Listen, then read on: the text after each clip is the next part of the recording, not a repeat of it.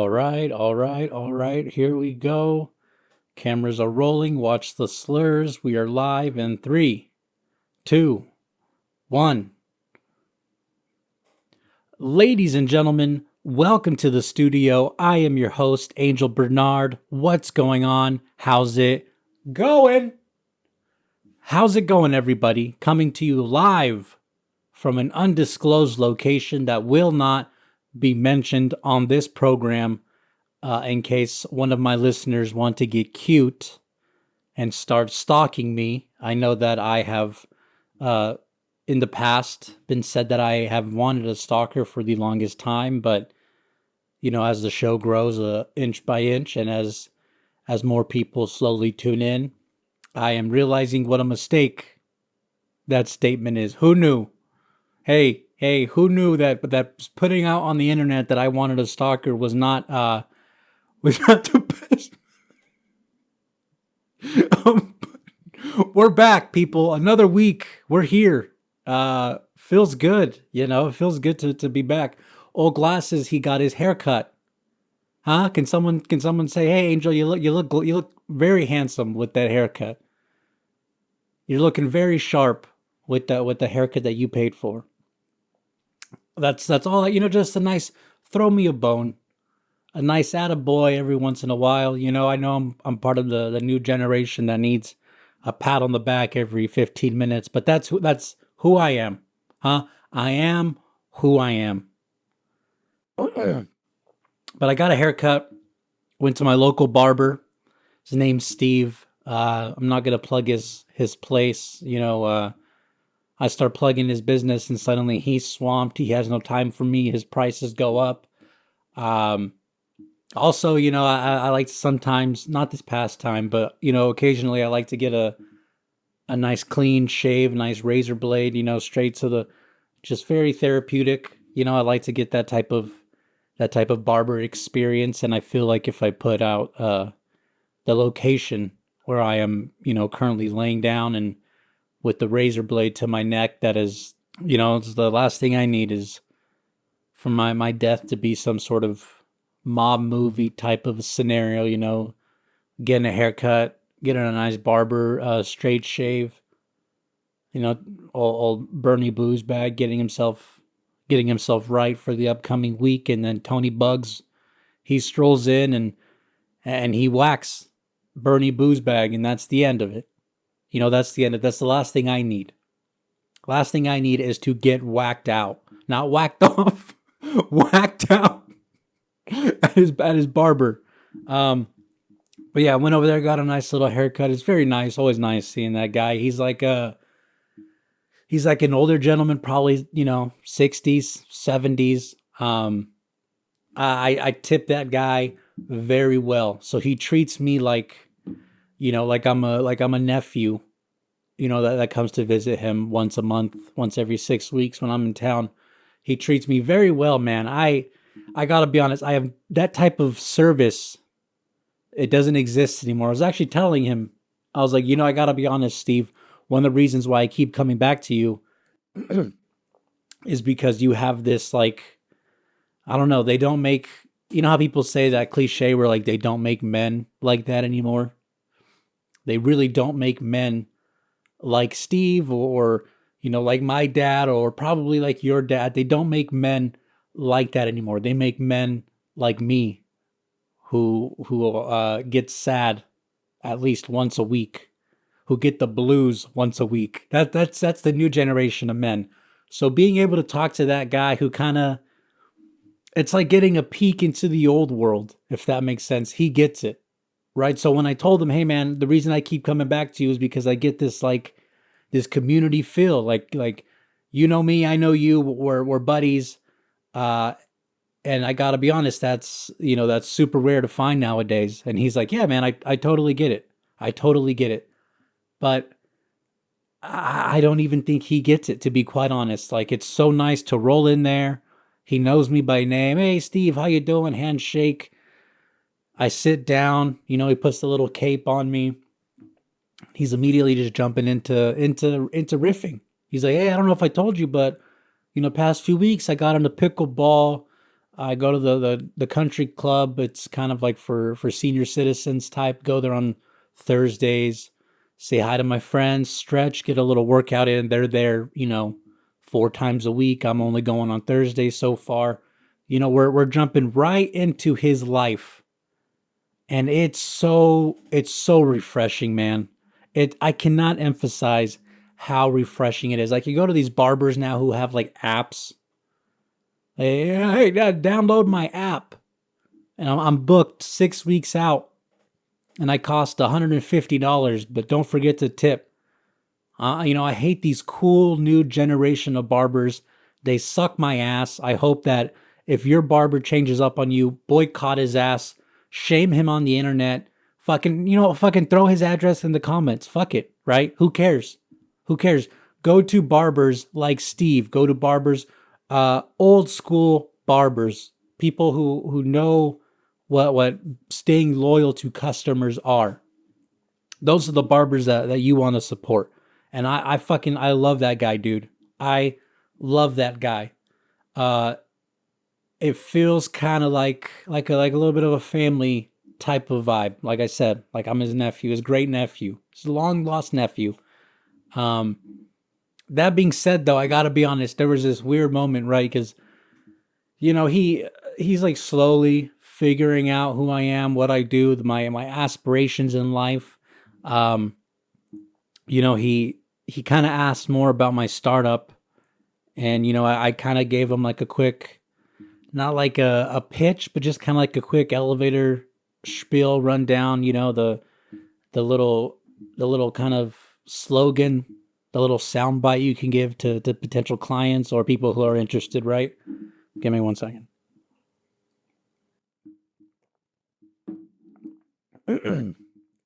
I gave him that quick little rundown. He seemed he seems supportive. Number one, that's really cool. It's always cool when you talk to someone and they're just like, yeah, they have like a genuine type of support for what you're doing. It's not this generic, like, yeah, hey, good luck, whatever, fuck off. They have like a genuine interest and support of what you're doing. It was really cool, really awesome. Another thing he did, um, he like subtly kind of like hinted at maybe wanting to invest some sort of his, I guess, life savings or livelihood, whatever the money he's acclimated, or what is it, accumulated, whatever the hell, throughout his life. He was kind of hinting, like he was like, I have some money saved up, a good portion of money that I've saved up just kind of throughout my career. And the thing about that type of money is that, you know, you go to bed at night and you're kind of wondering if you should be doing something with that money, if you should be investing with that money, making it work for you instead of just kind of sitting on it. And I gotta be honest, man, there was a part of me where I was like, oh, I could sell and get this guy's livelihood, uh, if I really, really put my mind to it. Right. And maybe I should have. I didn't. I didn't end up. I didn't end up taking that money for a couple of reasons, and we'll break them down. Right. Number one, startups are expensive.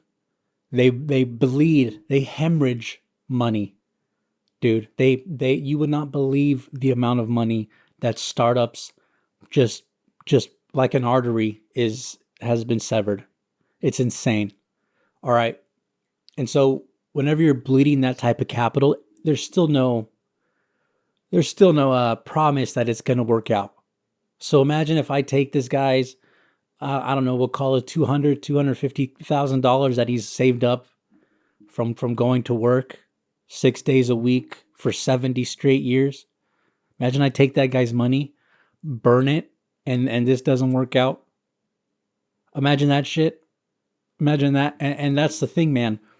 If I was a true business shark, if I was like one of these sociopaths, kind of, these vampires just kind of floating through San Francisco and Palo Alto, if I was one of these people, I would have said, yeah, man, absolutely. I would have been like, give it to me, give me the money, give me your money. I would have gotten that cash at every means possible. I would have taken that guy's livelihood, and I would not have thought twice about it. I would have seen it as a massive win for myself. I wouldn't, if I was a true sociopath, I would have left there happy for myself, not with the thought process of, oh my God, I just took this guy's entire life, and it's now essentially in my hands, so this has to work out. That's not what these tech sociopaths think. They think, oh, all right, I just got this sum of cash. Let's go buy a couple of billboards. Let's get some new cars. Fuck it, Let's burn this and say it's marketing. Label it as a marketing expense. And so there was that. I did not really want to push it, especially because I like the guy. You know, I like the guy. It's also one thing to take $20 million from someone who has $3 billion. That guy's not gonna miss it. That's a write off for that guy. I'd rather take 20 million from a billionaire than 200,000 from someone that has 200,000 to their name. Do you get me? Does that make sense? Um, so I was kind of the way I kind of said no per se. The way I didn't like persist on the issue. I just basically told good old Steve. I was like, hey man, if I got to be honest, the way I see it, you're gonna be up all night either way, right?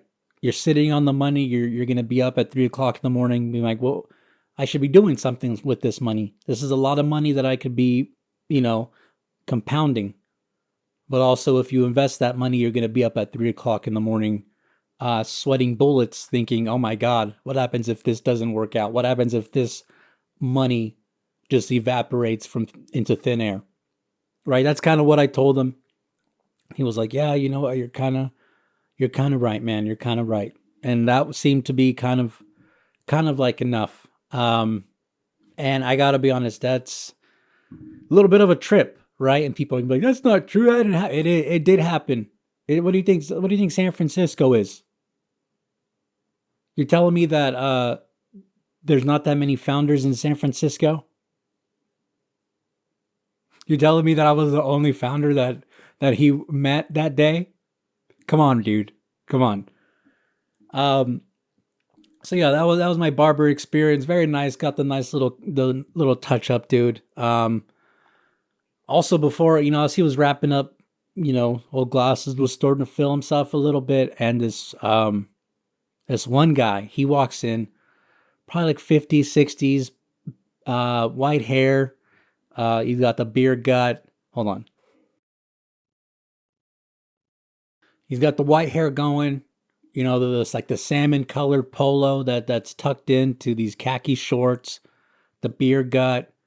Uh, just an older, regular white dude. He walks into the shop with his wife. Um, the dynamic was interesting. You know, it was like I'm just gonna drop this uh adult man baby off at the daycare, and I'm gonna go and just look around at the shops and get some peace. Right? It had that type of vibe. Like when parents are like, I'm just gonna drop my kid off. It's been a hell of a morning. This kid has been way too much. I'm just gonna, you know, get him to a sitter and get a breather, get a cup of coffee, and regroup for the day. That's the type of vibe that she was carrying, right? So they walk in. He walks in, pissed, looking around, mean mugging all the barbers. I was like, all right, what the hell? And he asked one of the guy barbers there. There's a couple of female barbers or stylists. I don't know the proper term, right? A couple of hardworking females there. There's a couple of hardworking males there, and they all do hair and shave. Okay, we'll say that. He walks in, sees the first guy who is giving somebody a haircut, and he goes, "You guys do straight shaves here?" Pissed again. And the barber's like, "Yeah, yeah, we do straight shaves, we do hair, we do the whole thing." And he goes, "Do you guys do good straight shaves?" And the guy was like, "Yeah, we do pretty good straight shaves." The angry old man, he fucking continues. He goes, "Oh, you do good shaves? What's the secret to doing a good shave? What's the secret?" And the barber doesn't say anything. He goes, is this a quiz? He literally says that. He goes, is this a quiz? And the old man goes, it's prepping. Prepping with the foam and the brush. That is the most important aspect of a shave. And the guy's like, all right, yeah. He goes, yeah, that sounds about right. And then again, the old guy, dude, this is like saying this out loud. I was waiting to tell this story on this podcast. And so the old man, he goes, you know how many straight shaves I've had in my life at barber shops?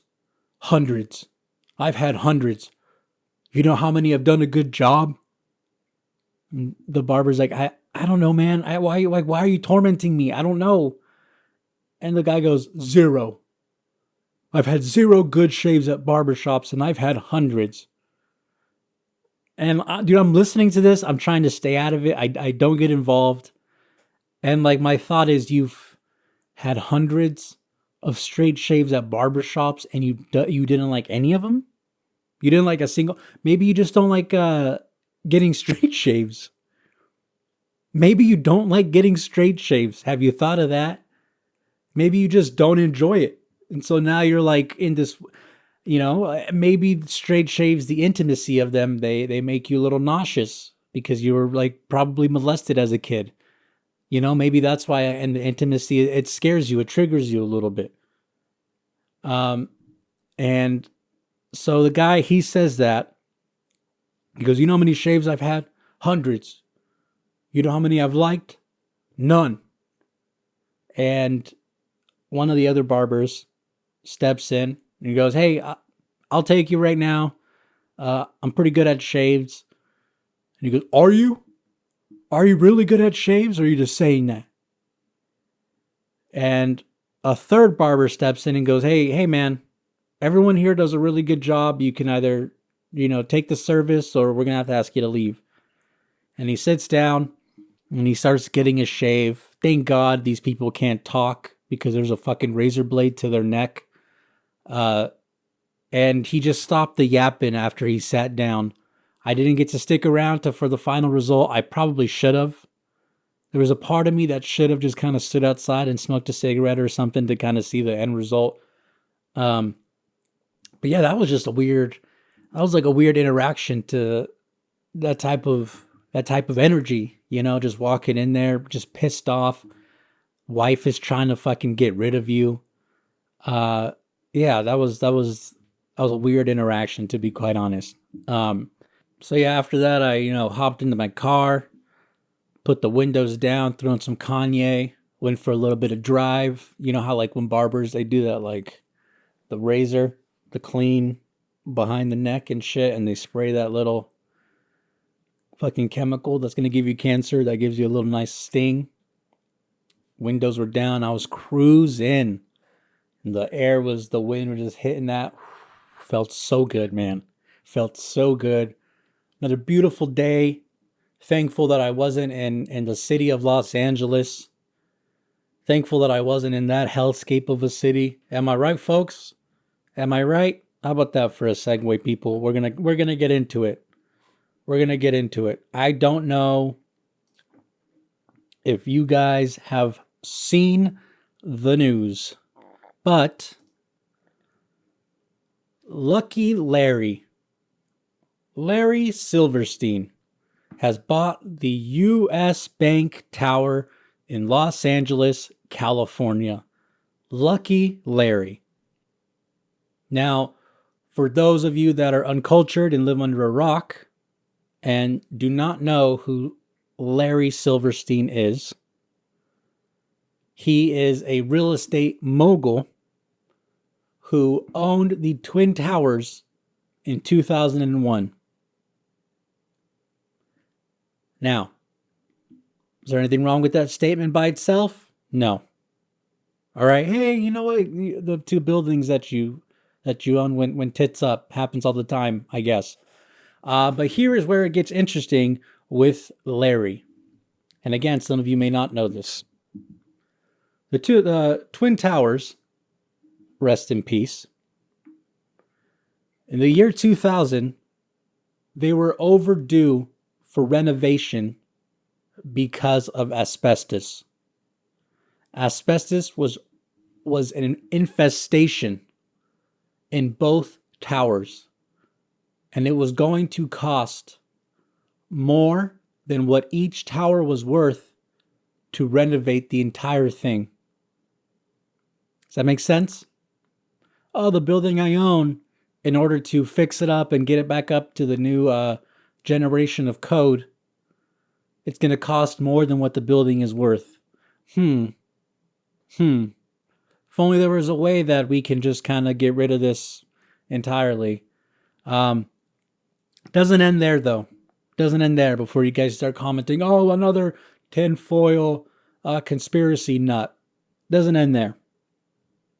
6 months before 9/11, before that fateful day happened, 6 months before that, Larry Silverstein took out an insurance claim on each tower so that if it were ever to, I think the words were collapse, he would get an insurance claim from each tower. Now let's fast forward to September 11th, 2001. We all know what that day is. Horrible day in American history. What a lot of people don't know, for those that live under a rock, that wasn't just 9/11. That was also the first day, the only day, in Larry Silverstein's long career that he missed work. He had never missed a day of work up until that point. But on September 11th, he coincidentally was not in his office. And again, coincidentally, it was these same buildings that were going to cost more than what they were worth to fix so that they were habitable for workers. Now, I am not going to say the obvious. You guys should be able to figure that out for now. I'm simply laying out the facts for you non-believers, for you anti-9/11 truthers. That is the fact of Larry Silverstein and what happened with the two buildings that he owned. Now, fast forward to 2026. Lucky Larry Silverstein Real Estate. They just bought U.S. Bank Tower, I believe one of the tallest buildings in Los Angeles. Probably nothing, though. Probably nothing. Per usual, I am probably overreacting. In fact, you anti-conspiracy people, you're probably right.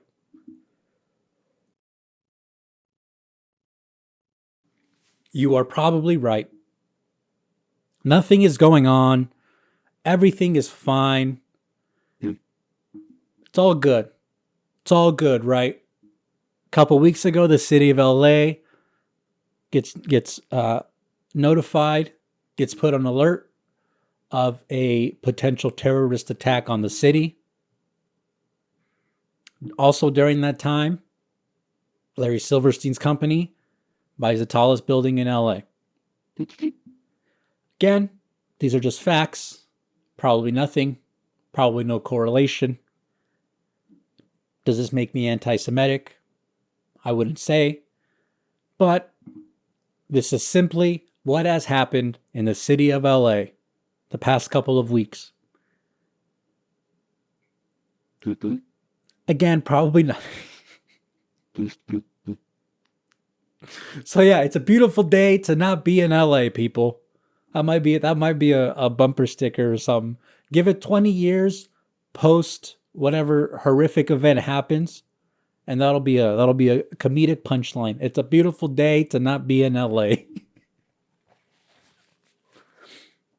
Oh man, I saw that dude and I I don't know. I wasn't even shocked. I wasn't even shocked. They're not even hiding it from you anymore. I've said this before. They're not even hiding it from you anymore. That's how they don't care. They have zero respect for who you are, for your intelligence, which, hey, some would say rightfully so, right? Should the average American intelligence as a whole, should that be respected at all? Whenever you think of the average American intelligence level, do you immediately jump to, hey, that's something that should be respected?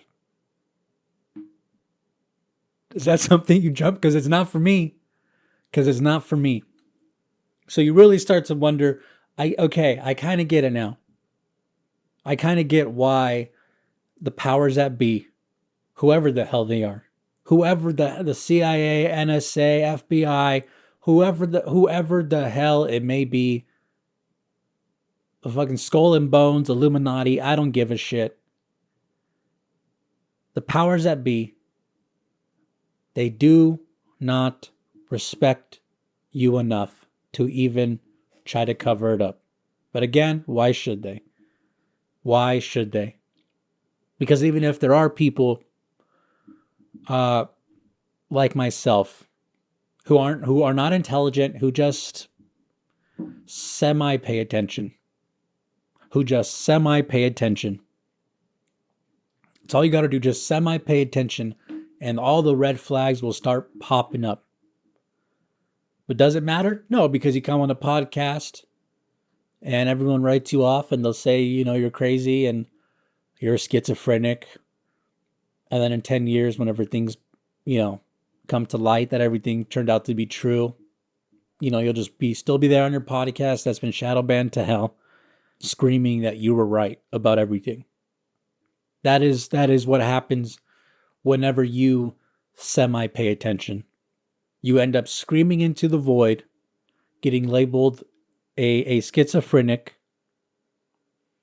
because you are simply pointing out the obvious. And whenever you get into that point, and whenever you get into that type of scenario, whenever you realize that is how life works, you immediately start being like, well, you know what? Maybe ignorance really is bliss. Maybe ignorance truly is bliss, to just ignore all of the bullshit and tune it all out. Maybe that is the true key to happiness. I dated a girl. Let me tell you something. I dated a girl. God bless her soul. Not really. Fuck her. She with the devil. I dated a girl who did not believe 9/11 had anything sketchy going on. She truly believed the official government narrative of what happened on 9/11. That's that. And whenever you would try to like even talk to her about it, she would immediately shut you out and make it seem like you are like you're the asshole for asking questions. I'd be like, don't you think it's kind of weird though that like building 7, how that kind of collapsed, and she would be like, hey, you know what? I think you're being really disrespectful right now to the people that passed away. And I'm like, I think you're being disrespectful by not asking questions, for not like at least trying to get a grasp or a solid understanding, or at least reading the documents that came out and not just taking the media narrative. Because if you read the actual documents, again, you don't even have to read them in depth. You just kind of got to skim them and you'll know, oh, this is all full of shit. This all doesn't add up. That's all you got to do. I feel like it's more disrespectful to not ask those type of questions. Now, I'm not saying to go full Alex Jones and fucking, go to the victims' houses and threaten their lives and shit, but simply get an understanding of what happened, of the reality of the situation. That is all I am simply asking. But again, if you do this, you're labeled basically a terrorist per se. Um, but yeah, that is this whole thing, man. This whole thing is, I don't know, man. I don't know. It's just, it's all out in front of us. I hope it really doesn't happen, to be quite honest, because, um, yes, I hate the Dodgers. Yes, the city of LA is evil, but it is a beautiful city. I love that city. And to be quite honest, just the whole city entirely has kind of been through hell and back the past couple of years. So, you throw something like this in and it's, who knows? Truly, who knows? Um, but yeah, that was something that I wanted to just, mention in passing, hey, happy St. Patrick's Day. Wanted to bring that up before we start celebrating St. Patrick's Day. We're pre-gaming right now, probably about to go out to a bar. You're probably just getting home from a bar, You're all fucking drugged out, laying in bed, watching this on your TV, completely alone, just coming down, sweating and shit. You piece of shit.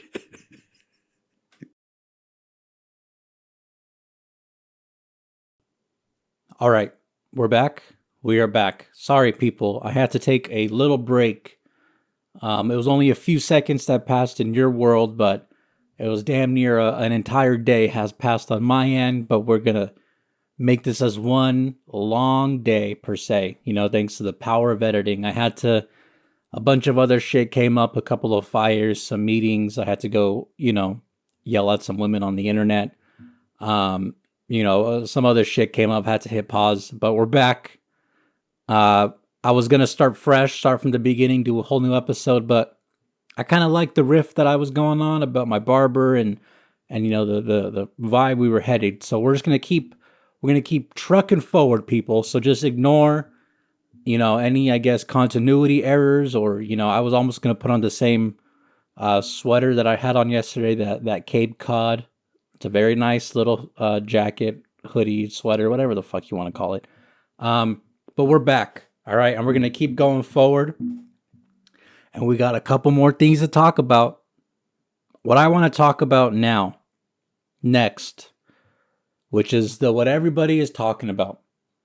All of Hollywood cannot stop talking about the most important night of the year. It is the night of the Oscars. The night of the Oscars was here. It went. So many legends were made. Some of the best actors on the planet. Definitely not full of Nepo babies with deep pockets and connections to Mossad agents. Definitely not that. These are people who have worked their entire life. These actors, these artists, they have worked their entire life to be at this award show. Everybody there, I can confidently say, deserved to be there. Every single person that won an award deserved that award. I truly, truly believe that Hollywood is the... Can't even say it. I truly believe that Hollywood is the last meritocracy. I know Joe Rogan likes to say that Austin, Texas, and the comedy scene is the last meritocracy. I beg to differ, Joe. Mr. Rogan. I'm gonna go on a limb and say that LA and Hollywood is the last meritocracy in this country.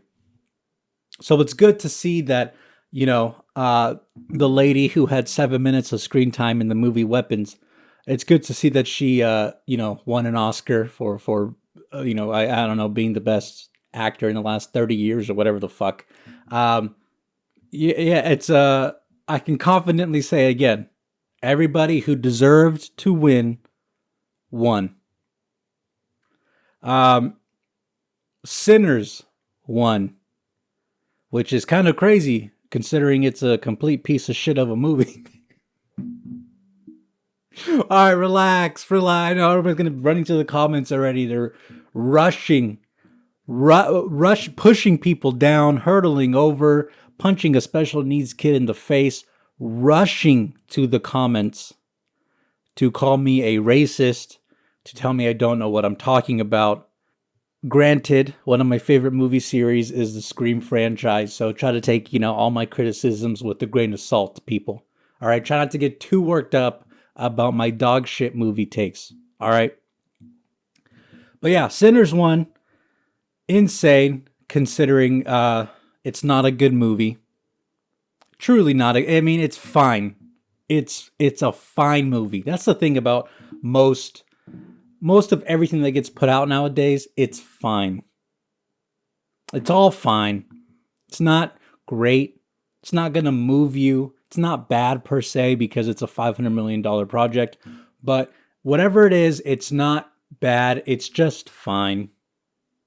It's all just fine. And people, whenever you try to point it out, people, they love to call you a hater, label you a racist, say you don't know what you're talking about, simply because you do not immediately like every single thing that comes out. That's probably one of my biggest pet peeves, is that everybody immediately likes and loves the newest thing that comes out. Even if it sucks, even if it is objectively bad, and I'm not talking about Sinners here, maybe, but I'm not talking entirely about Sinners. I'm just talking about movies and music in general. Everybody has no, if you criticize any piece of media, any medium, whatever the fuck, if you criticize anything that comes out, people write you off as a hater. They'll say you're just jealous because they got the bag, though. How can you be hating? He got the bag, though. He got the bag, though. Michael B. Jordan got the bag, though. Maybe if you hated less, Angel, you could also be winning awards with the bag, though, at In-N-Out. So whenever you start criticizing something, people, that's the immediate jump that everybody runs to. That's the default that everybody runs to. And I gotta be honest, I'm kind of sick of it. I'm kind of sick. I'm tired of everybody's automatic defense for literally anything. Hey man, I didn't really like Hitler. I thought he was a bad guy. Yeah, but he got the bag, though. Yeah, but Hitler got the bag, though. What do you know? Well, maybe if you weren't such a hater, you could be as influential as Hitler. Maybe you can get the bag like he did, bro. That's the immediate defense that everybody jumps to. And I am so sick of it. If you automatically like every single thing that comes out, you are not a person. You are an algorithm. You are a literal number that corporations will say, all right, we can make this piece of shit and we can guarantee that 43% of the retarded American population is going to love it automatically because they have been completely destroyed by social media and AI, and we have remade them to be a shell of a human being. We can guarantee that 43% of Americans who aren't technically human anymore because technology has robbed their soul, we can guarantee they'll like it, even if it does suck ass.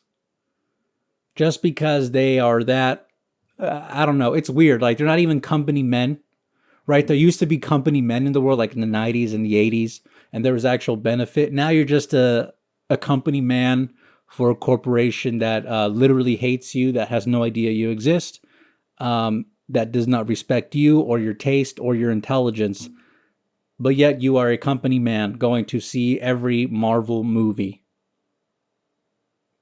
And of course I'm the stupid one for saying all of this, right? Anyways, where was I? The Oscars. The night that is probably the biggest night in all of Hollywood. And as we all know, Sinners won, which I loved. I love Sinners. I thought it was great. I thought it solved race relations. I thought it proved the existence of vampires. I thought Michael B. Jordan did a phenomenal job playing the same character twice. I loved every single thing about it. It completely wasn't a derivative of the first half, and it completely wasn't forced into being meaningful. Yeah, so we're gonna get into it, people. We are going to get into it. Here we go. Well, this is we'll stop. We'll start here. We'll start here. Actually, it was the first tab I had open. Weapons. This hunk of shit. This movie was such a hunk of shit. I don't care what any of you say. You cannot convince me otherwise that this movie was good. And here's the thing, I wanted to like this movie. I wanted to like Weapons. The trailer looked phenomenal. The first half of the movie, dude, I was hooked. I was all in. And then somewhere along like the halfway, the second act, going to the third act, it lost me, dude. It made no sense. It was derivative. It was just the dumbest shit. The cop out. It's like they set up this phenomenal foundation, and then they didn't know where to go with it, and they're just like, fuck it, let's just throw in a weird character who we can say is an allegory for, I don't know, generational trauma or whatever the fuck. So yeah, terrible movie. Truly. Terrible movie.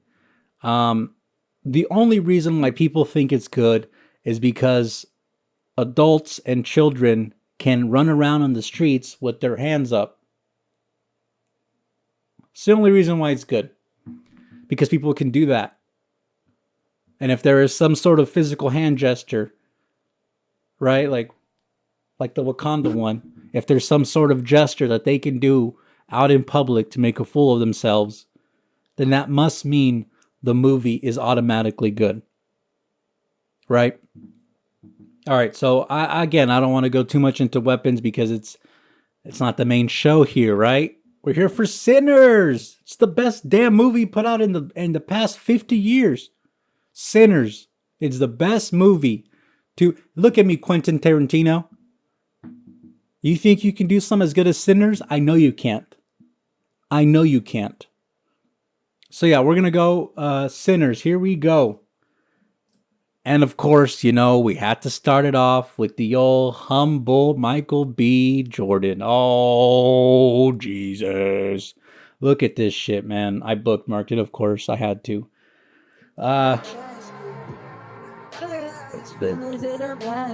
So, winning an Oscar, and instead of going to an expensive party, you go eat cheap fast food and interact with the restaurant staff and fans. Lessons in humility. So humble. Michael B. Jordan went to a restaurant with hundreds and thousands of screaming fans cheering him on right after he won the Oscar. So humble. This is come on, man. Come on. Whenever I talk about celebrities being virtue signaling and this whole PR facade, how can you not see through this? Can I ask, the people who truly buy this shit and eat it up, how do you not see through it? Has MK Ultra zapped your brain, fried it to the point where you truly believe this? And it's also these same people that will tell you, be like, hey man, I'm just glad Jeffrey Epstein, they're gone. All the pedophiles are dead. I'm glad they got Jeffrey Epstein, so all the pedophiles are gone. Now we can enjoy Michael B. Jordan eating a cheeseburger. Because that's what the world matters. That's the only thing that matters in this world, in this life. So yeah, this fake, humble lessons in what is this? This is so stupid. This is truly the dumbest shit I have. Come on. Bro, look at this dude. This is the most actor. I like Michael B. Jordan as an actor. This is the exact look that he has in all of his movies when he's trying to have this intimate scene. Whenever he's like at a table with another a strange family member, whenever he's about to go fight some Russian in Creed and his mom or aunt, whatever the hell is talking to him across the table, this is the same look that he puts on in character. He is literally in character. He is literally in character, trying to be like, yeah, I'm playing the humble. Like, hey, let's just sit here and let's act like we're in these deep conversations, just enjoying the moment. You know, let's act like we're just appreciating how far we've come, brother. Let's just appreciate that, right? Let's completely ignore this. Let's ignore the hundreds and hundreds of people in an In and Out. Why is there a Jewish man there?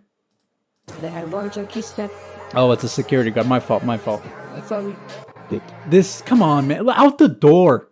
The line is out the door of people trying to see Michael B. Jordan. What is this? This is so fucking performative, dude. This truly sucks my ass. But again, people, they will eat it up. What's wrong with being humble? What's wrong with wanting a burger? It's like the same bullshit that Anthony Bourdain would do when he's like, I just gotta tell you something, man. Whenever you land in LA, wheels down, there's just nothing better than an In-N-Out burger and a milkshake.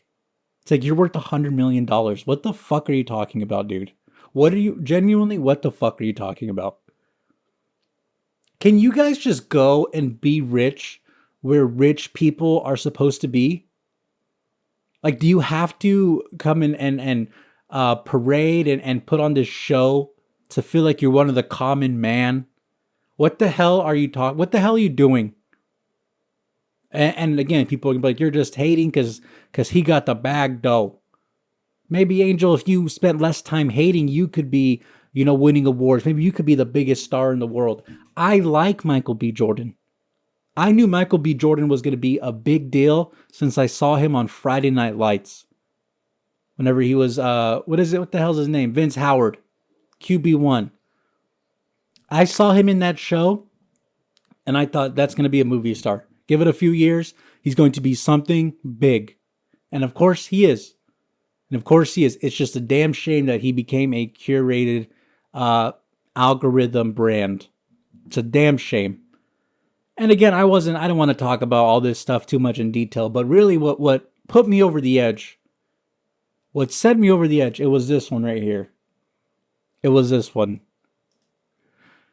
Michael B. Jordan admiring a photo of Sydney, the first black man to win an Oscar for actor. What set me over the edge was this right here. This is what pissed me off the most. Not that the black people are winning awards. Not that. I don't care. I truly do not care. I really do not care about what race wins an award. Only if the gays win. But I saw this photo and I was like, dude, this is, come on. I get having this type of moment, but you can have this moment with no one around. This is literally a professionally done, candid moment. But again, people, they will eat it up. They will love it. And yeah, I don't know. I truly don't know, because it's stuff like that makes me feel like I am truly the only person in the world that kind of sees this shit. And again, I'm not saying, oh, it's because I'm so intelligent. No, I'm just saying that's how transparent it all is. It's how transparent all of this is. So the fact that you guys can't see it, it's, I don't know. I have no idea. Sometimes I have to just, after I, unbookmark this virus, I'm probably going to block these people, because it's just, stuff like this, it pisses me off on a whole new level. But again, it's content. We talk about content. Love it or hate it, I guess you can say. We're going to keep pushing forward now. I just had to say my piece, get my thoughts out on there, get my hot take. So everybody loves the hot take. Let me see. What do we have next on the agenda, people? What do we have next? All right, here we go. I've decided. It is currently March 18th. And dude, these allergies are fucking killing me. These allergies are murdering me. This pollen in the air. Uh, yeah, just take me out. Moving on. Like I said, mid-March, sliding into April, May on the horizon, and then we're in summer. June, Glasses turns 30, and then, it's the fall. Old Glasses has decided, again, to get extremely, extremely in shape for the summer. I got roughly 2 months. That's all I need. That's all I need. Just give me 2 months of starving myself and going on the treadmill for 5 miles a day. Give me 2 months of that, and Old Glasses will lean out just in time for summer. Because I gotta tell you something, dude. I am getting hefty. I'm getting hefty, dude. And I went to the doctor the other day. I went to my psychiatrist. Had to get a refill on my crazy meds. I don't know if I told you guys that. They weighed me.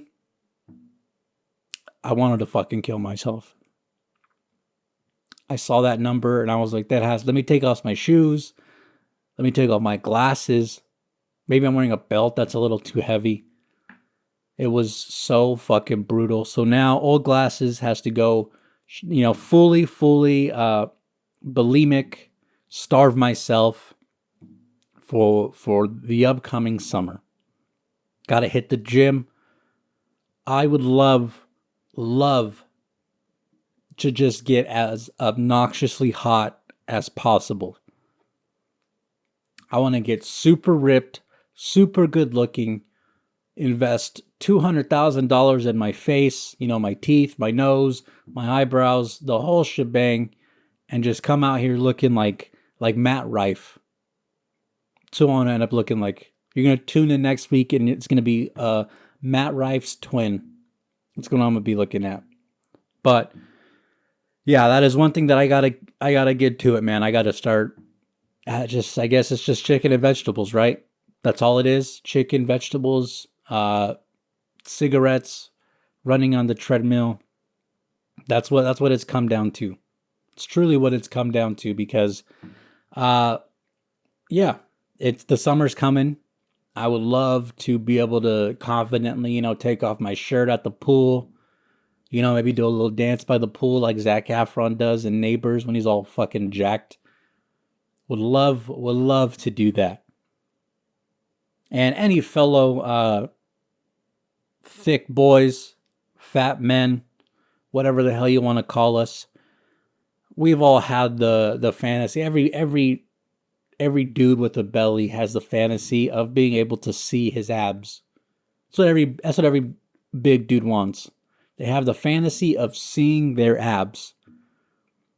So I think I got to, get on the juice and get some abs in 2 weeks time.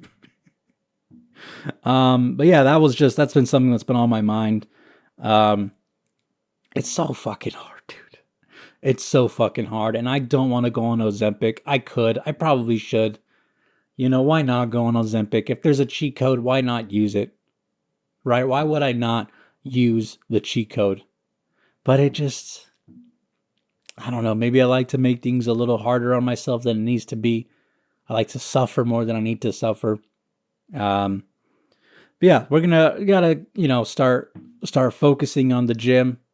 You're gonna lose some weight, and of course, whenever you lose weight, the women are gonna come out of the woodwork and be like, "See, that's so easy for you to do. It's because you're a man." Because you're a man, you can get in shape faster. It's like, all right, sweetheart, whatever you say, right? Whatever. It's not because women lie to themselves about calorie count more than men per se. But yeah, can't wait for all of that to happen. I'm just scrolling here through my notes to see if there's anything else that needs to be mentioned in this episode. Any pressing matters that need to be mentioned. I really don't see anything. I'm trying to figure this out. Yeah, I mean, there's a couple things that I'm probably going to save for next week that we're really going to dive into. Um, yeah, I think we're going to slowly start wrapping this one up, people. Again, I'm sorry for kind of like the little time jump in the content production per se in the episode. Uh, a couple of stuff came out, but this is me growing. This is me growing. See, old glasses would have just said, all right, we'll scrap this episode. We'll just move on to next week. We'll start fresh. New Bernie, new glasses, the one who is dedicated to his craft. I told myself, all right, yes, you may want to do that, but let's just go out. Let's record another, I guess, second half of the show. We'll put it out for everybody to enjoy. So that's what I'm going to do. Yes, we're a little late. We're probably, I don't know, 12 hours late per se on the posting. Cut me some slack. A couple fires came out. Now, with all that being said, do me a favor, people. Go ahead and follow me on Instagram and Twitter at HeyAngelBernard. I'm not a fan of plugging my shit. I hate, this whole, it's tired. Who gives a shit? Hey, come follow, come check me out. I'm going to be in Omaha, Nebraska at the Chuckle Hut, March 30th. I'm going to be in Louisville at Giggles on April 3rd. I'm going to be at the La Jolla Comedy Store April 15th. Come see me. Tickets are almost sold out. I don't want to be that shit. But yeah, we're going to wrap this one up, people. Quick, little outro, yada, yada, yada. I love you guys. Thank you all for tuning in, for listening. We're going to keep going with the episodes. Things are slowly coming together. The whole clips and the shorts and the thumbnails, all that bullshit, slowly coming together. It looks great. It's clocking in per se to the old content factory. It's making it a lot more enjoyable. There's a lot more room for creativity. So yeah, people, thank you all for the growth that this show has been having. It's been amazing. It's really been amazing. Thank you all. Appreciate it. See you all next time. Peace.